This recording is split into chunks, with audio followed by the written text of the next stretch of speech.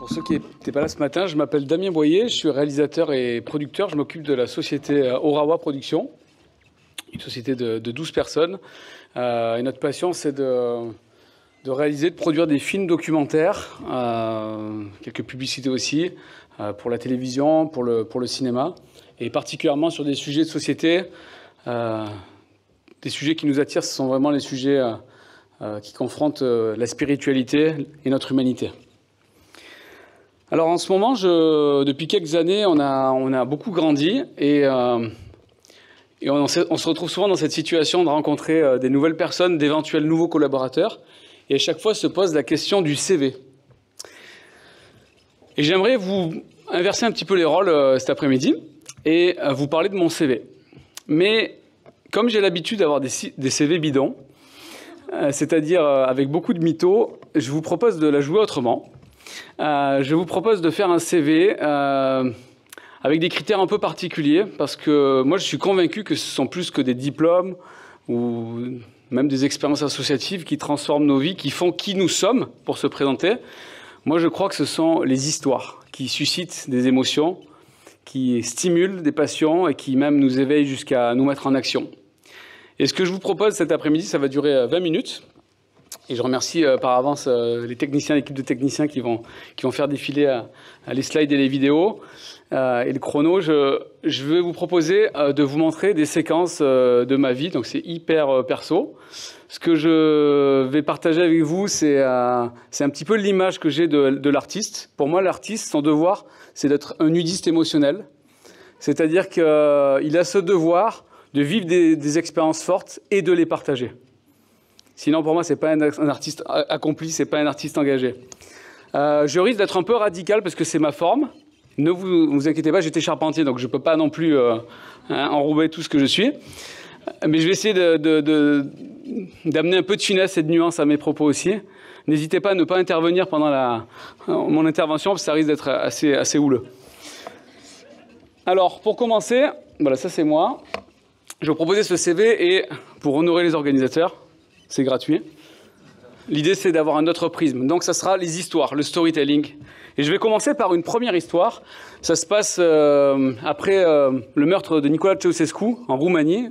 J'ai l'opportunité de partir avec mes grands-parents dans un vieux camion rouge et on va amener des médicaments. Et c'est très jeune que j'apprends à cacher, à planquer sous mes fesses des médicaments en faisant semblant de dormir à la douane.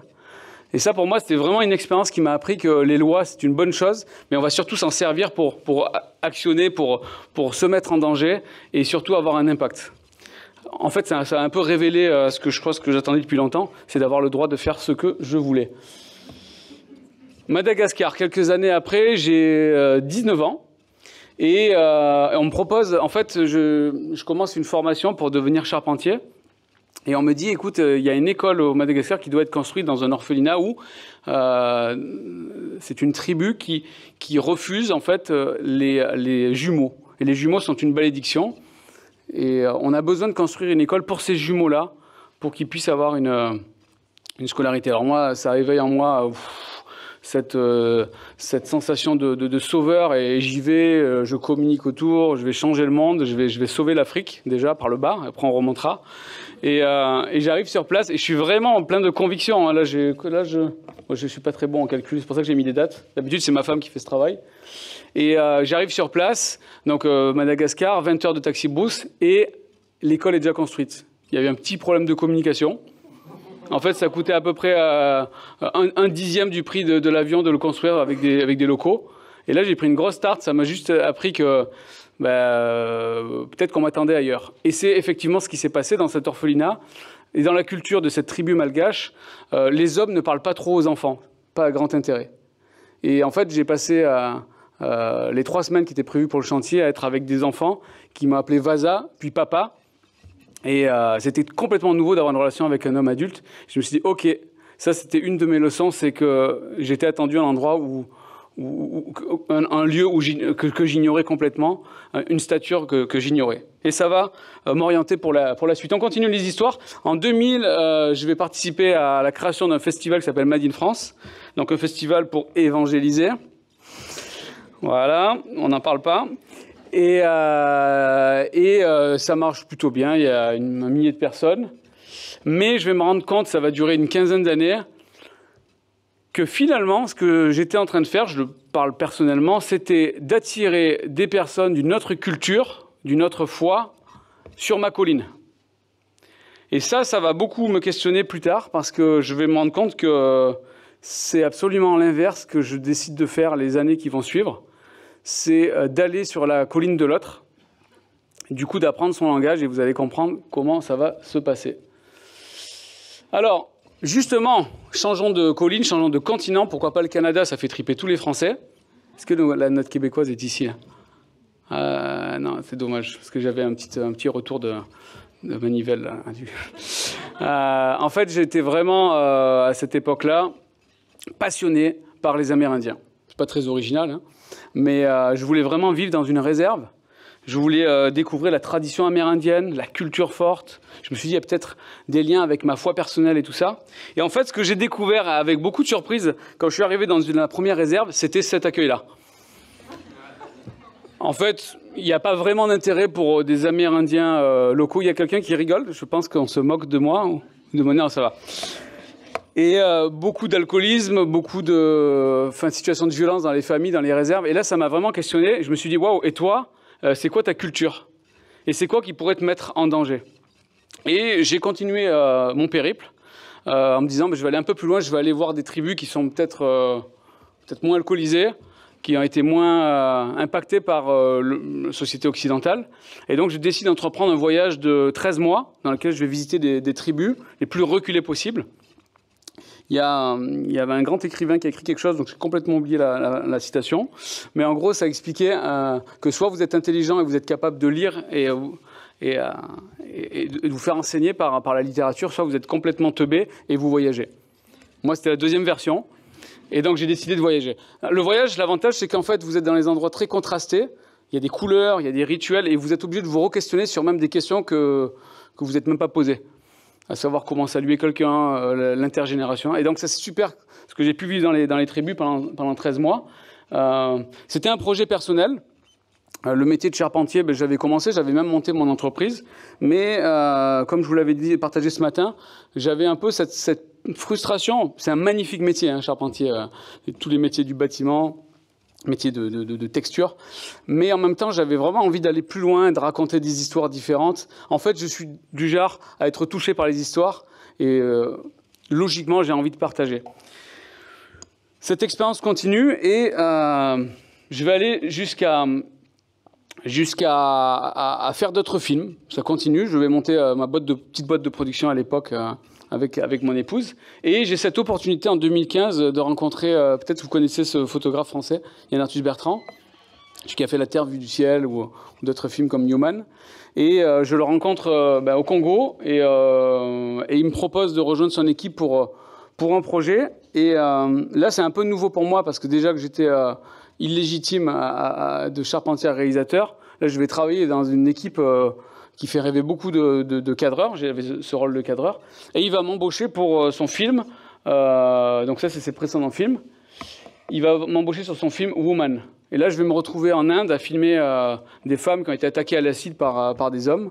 Donc un portrait de 10 femmes. Puis des femmes qui ont vécu des destins assez difficiles, de viols, qui ont été vendus quand elles étaient jeunes. Et puis, je vais commencer vraiment à m'intéresser, à me dire, OK, là, j'ai plus le choix dans ce genre de situation. Vous devez absolument vous mettre à la place de l'autre. Il n'est pas question de prendre du recul, d'avoir votre analyse franco-philosophique. Là, il faut se fondre, essayer de comprendre la culture. Et ça m'a vraiment immergé, en plus de l'expérience tribale que j'ai pu vivre. Je continue ma petite carrière de réalisateur et je fais la rencontre d'hommes nus comme ça. Enfin, ils ont du jeûner sur le corps, hein, pour se cacher. Apparemment, d'après les écrits bibliques, c'est la culpabilité qui fait que l'homme s'habille. Donc apparemment, ils sont libérés de ça. Donc il n'y a pas que les chrétiens qui sont libres. Juste voilà, pour ouvrir l'esprit. Et donc c'est l'émission Nuit et culotté, vous connaissez sur France 5. Si vous ne connaissez pas, c'est que vous avez une vie pleine. Vous n'avez pas besoin de regarder la télé. C'est chouette. Et Nu et culotté, en fait, donc c'est des réalisateurs qui sont vraiment doués pour aller rentrer en connexion avec les gens. Donc leur principe, c'est très simple, ils sont nus. Ils partent, ils se donnent un défi absolument absurde. Par exemple, faire des chamallows dans un volcan italien. Voilà, ça ne sert absolument à rien, mais ils le font. Et c'est un prétexte pour rencontrer les gens et être vraiment en relation. Et en fait, Nance, le gars à gauche, le plus poilu, devient mon ami. Et il arrive quelque chose d'assez spécial. C'est que sa meilleure amie d'enfance a un enfant et va perdre son enfant. Alors, il va venir me voir et me dire, écoute, elle m'a demandé de faire de son histoire un film. Parce qu'en fait, comme elle a perdu son enfant, elle est vraiment dans une détresse ultime. Pour elle, c'est la fin de ses jours. Elle pense à mettre fin à sa vie. Mais elle se dit, peut-être, il y a quelque chose à mettre en place, un rituel, une sorte de marche initiatique. Et elle ne veut pas aller en Inde ou dans des endroits exotiques, voir des chamans ou quoi. La moitié des parents endeuillés vont voir des médiums pour essayer de communiquer avec leurs enfants. Mais elle se dit non, je veux quelque chose de plus proche de chez moi. J'aimerais rencontrer d'autres parents qui ont vécu cette même douleur pour peut-être trouver des réponses. Et si, par bonheur, je trouve un chemin du deuil, bien que ce soit un vrai tabou, eh bien, il faut le partager. Et elle demande à son ami, Nance, fais-moi un film. Donc vous imaginez, il n'a pas le choix. Il va voir des productions parisiennes et on lui dit, c'est trop compliqué comme sujet, le deuil d'un enfant. Et donc, il vient me voir vraiment en bout de course, un petit producteur local, et il me dit, Damien, en fait, si tu le fais pas, on va pas faire ce film. Donc, gros chantage affectif, abus amical, enfin la totale. Et je le sens pas du tout. Et c'est mon épouse qui va dire, écoute, dans la prière, j'ai senti que, parce qu'elle est croyante, ma femme, dans la prière, j'ai senti qu'il fallait faire ce film. Je dis, oh merde. C'est embêtant, j'ai pas du tout la conviction. Et puis quelques jours après, je me retrouve à filmer une dame qui s'appelle Anne-Dauphine Julien, pour ceux qui connaissent, qui a écrit un ouvrage sur ce sujet-là. Bon, énormément de signes qui me disent que j'avais plus le choix en fait. Donc on commence à faire ce film et ça part bien parce qu'on est très touchés. Et je me dis pour la première fois en tant que chrétien, moi ça fait depuis l'âge, je vous ai pas dit, mais à l'âge de 16 ans à peu près, je me suis intéressé vraiment à savoir qui était ce demi-homme, demi-dieu, là, Jésus-Christ. C'était hyper culturel pour moi, parce que je suis né dans une famille, mais en même temps, je déteste qu'on m'impose des choses.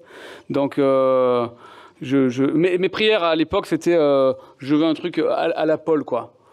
Je veux une explosion de feu. Je veux une réponse concrète. Et je vous expliquais tout à l'heure que j'ai jamais eu aucune réponse. Je pense que ça, c'est ma sanction. J'aurais jamais dû provoquer le Seigneur comme ça. Mais du coup, j'avance comme ça petit à petit, un peu dans le flou quand même. Il y a des personnes qui m'inspirent, qui sont chrétiens, mais en même temps, très, très, très cliché quand même le milieu. Donc, j'essaie de me débattre avec ça. J'ai une culture, une famille, une église locale. Je fais ça propre. Je m'investis dans une église. Voilà, je fais ça propre. Mais au fond de moi, je me dis, il y a un truc qui me dérange. Bon. Là, pour la première fois, il y a un projet qui me dépasse, parce que déjà je ne voulais pas le faire à la base, qui parle d'un sujet qui est complètement en adéquation avec ma foi, parce que je me dis finalement comment comprendre la vie et la vie éternelle si je ne comprends pas la mort. Et donc ça m'intéresse d'explorer avec elle, et surtout que ce projet, je dois le faire avec Nance. Et ce gars-là, il est plutôt yogi, lui. Donc je vais devoir explorer avec un gars qui ne pense pas du tout comme moi. Et je vais vous dire après les enseignements que j'en ai tirés. Mais à ce moment-là, où on a un élan de fou, c'est-à-dire qu'on va tourner le film, on va commencer à faire une levée de fonds qui va vraiment marcher, la levée de fonds va exploser, ça va être le deuxième film le plus financé après Demain à l'époque, le film Demain.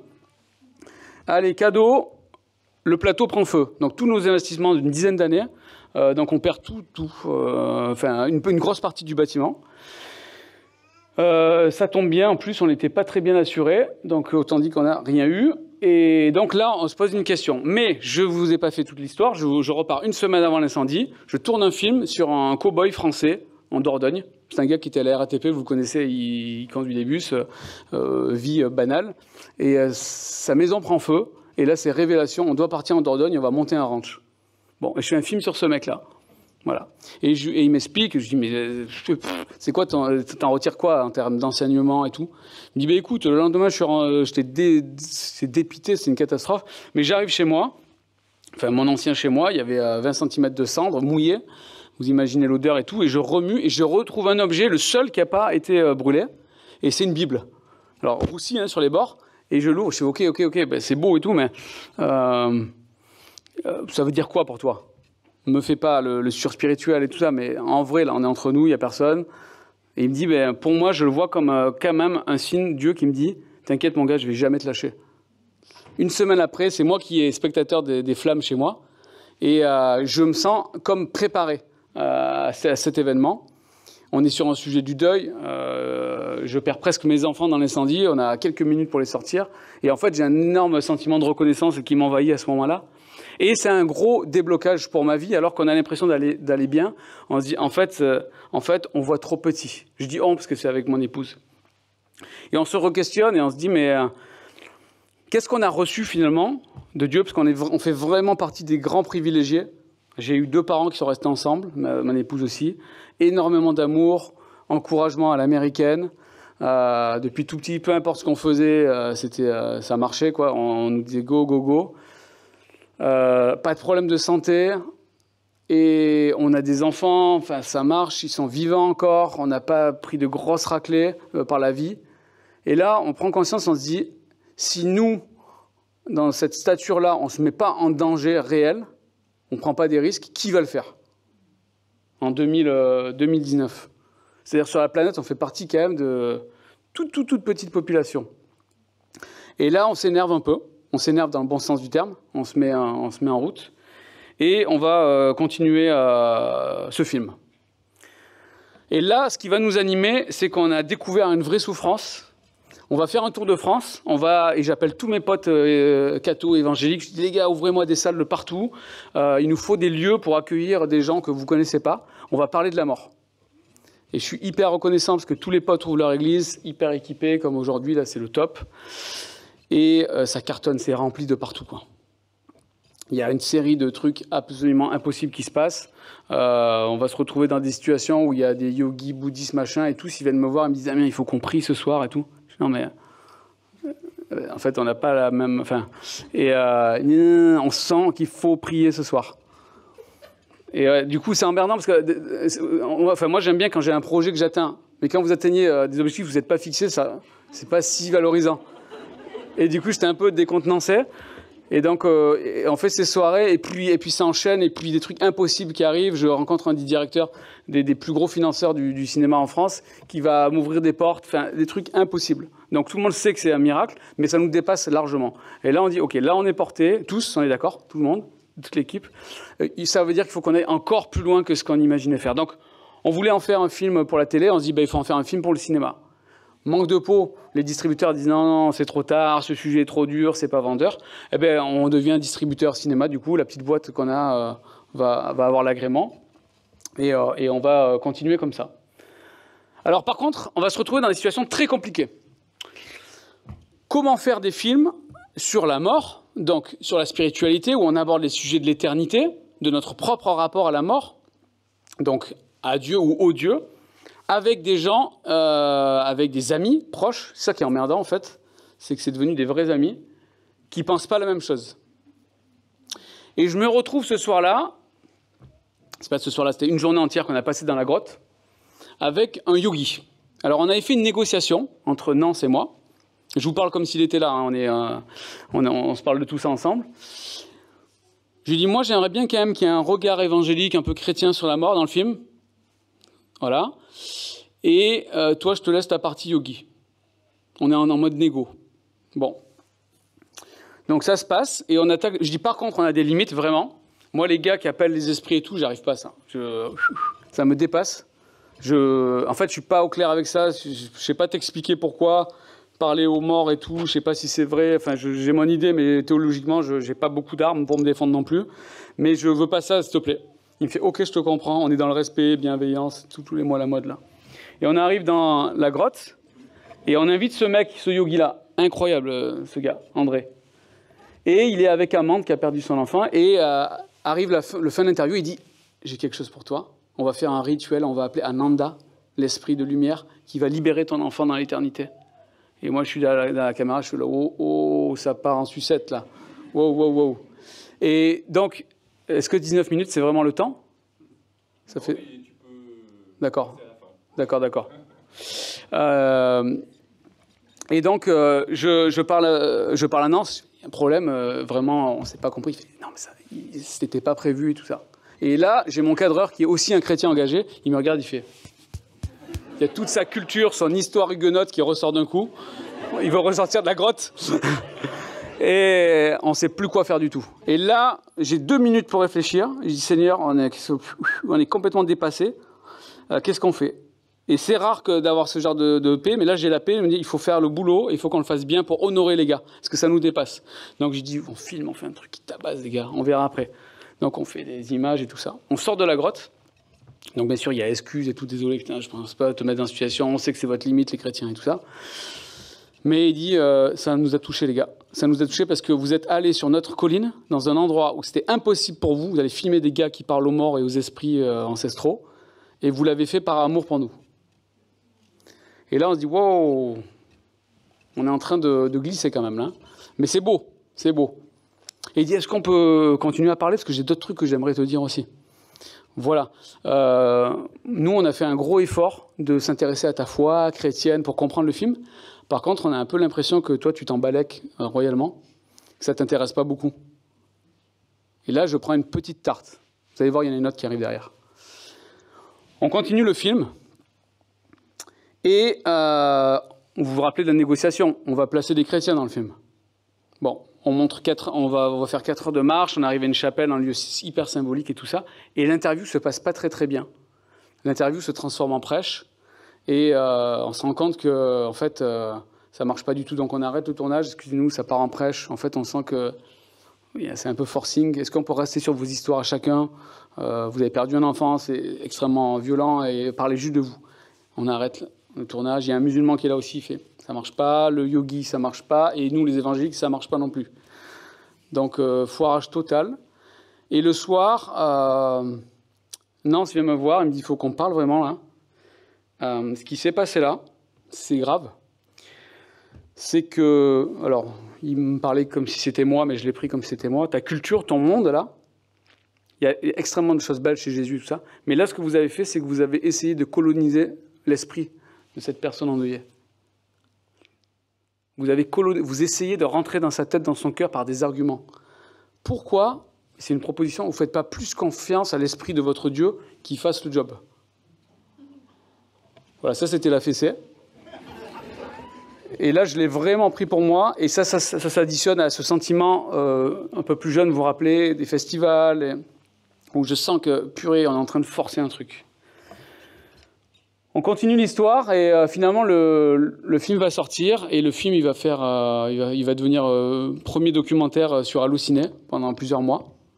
Et je vous propose de regarder un petit bout de cette bande-annonce pour comprendre qu'est-ce qui va émerger et ce qui va suivre dans l'histoire de mon CV. Il était une fois une femme qui n'avait qu'un seul enfant. Elle l'aimait évidemment de tout son cœur. Seulement un jour, malheureusement, cet enfant vint à mourir. Moi, je sais qu'il a souffert cette journée-là et que c'est moi qui voulais pas qu'il s'en aille. Elle se sentit alors complètement envahie par la tristesse.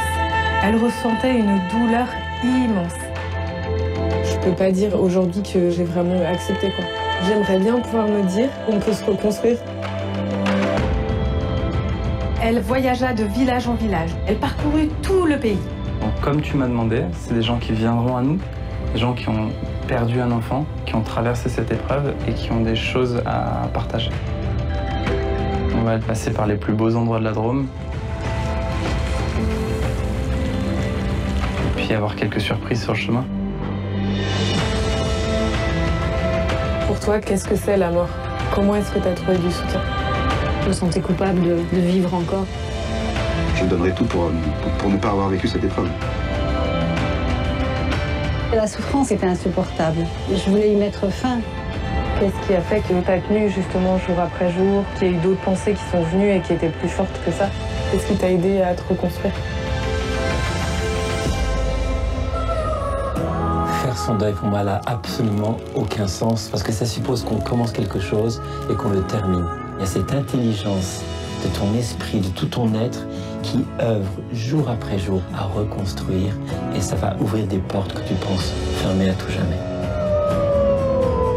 Où on passe nos jours à l'hôpital, et en dehors à pleurer et à se faire plaindre, ou on fait la rigolothérapie.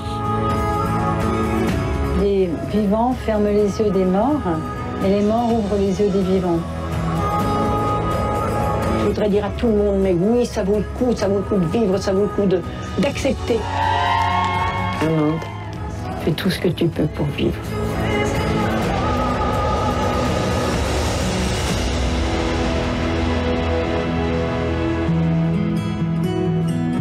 L'automne, c'est la saison où tout meurt, et en même temps, c'est la saison où il y a les couleurs les plus vivifiantes.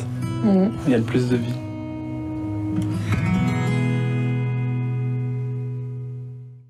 On ne pouvait pas juste faire un film sur ce sujet, tellement que ça nous a touchés, tellement que ça a touché les personnes dans les salles.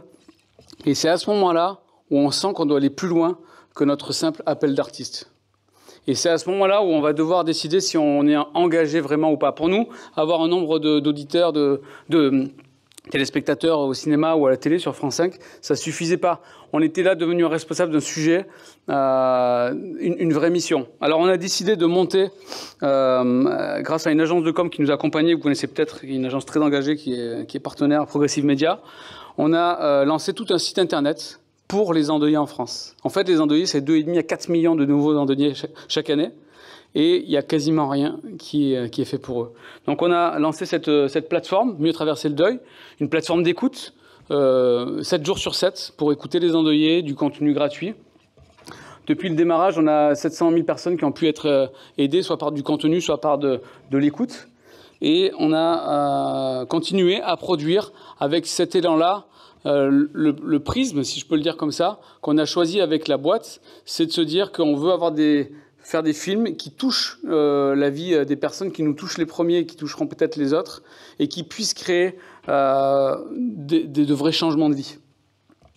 L'équipe a grandi, on a développé des films sur la foi et la nature pour France 2, étonnant, mais il y a la place. On a découvert ça. On a été très challengé techniquement, artistiquement, pour pousser, pour que ça corresponde aussi aux cases de la télévision.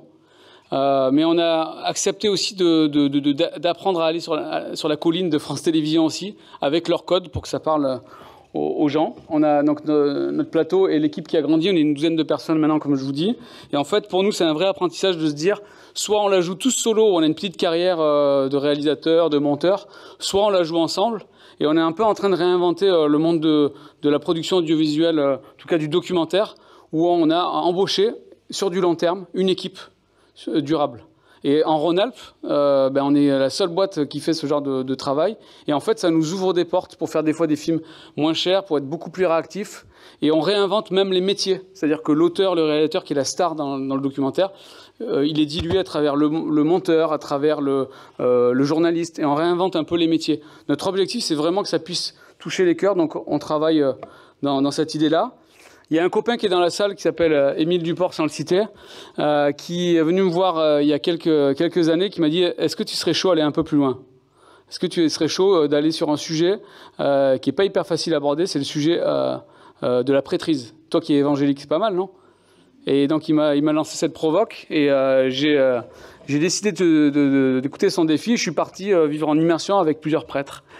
Et on est en train de produire aujourd'hui un film sur ce sujet qui s'appelle Sacerdoce. Je vous inviterai à regarder la bande-annonce sur Internet. Vu l'actualité, c'est d'autant plus un film qui doit exister. Et c'est ça qui nous passionne, c'est d'aborder des sujets qui a priori sont compliqués, mais des sujets qui nous touchent profondément, qui parlent de nos foi. Et cette question-là d'être engagé ou pas, pour moi, c'est l'histoire d'être en équipe ou pas. Et c'est un gros sujet pour moi de réfléchir à qu'est-ce qu'on va obtenir, comment. Il est certain que seul, on est très, très, très limité. Il est certain qu'en groupe, on est très, très frustré aussi. Mais c'est ce choix qu'on a fait, malgré ce qu'on a vécu. En tout cas, les histoires que j'ai pu traverser ces dernières années m'ont fait réaliser que on peut, aujourd'hui, et on n'est pas du tout en retard, les chrétiens, au contraire, on est bien en avance, produire des films qui transforment les vies. Il y a quelques semaines en arrière, si vous alliez sur Allociné Meilleur Documentaire, les 4 premiers films étaient faits par des chrétiens. En fait, on prie pour des choses qui sont déjà réelles. On prie pour des outils qui existent déjà. On prie avec une notion de chronologie. En fait, Dieu a tout préparé déjà, et je crois que c'est juste la limitation, l'évangélisation, c'est bien souvent nous-mêmes.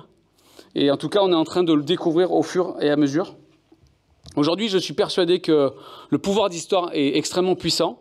La Bible est une succession d'histoires. Jésus parle énormément par les paraboles.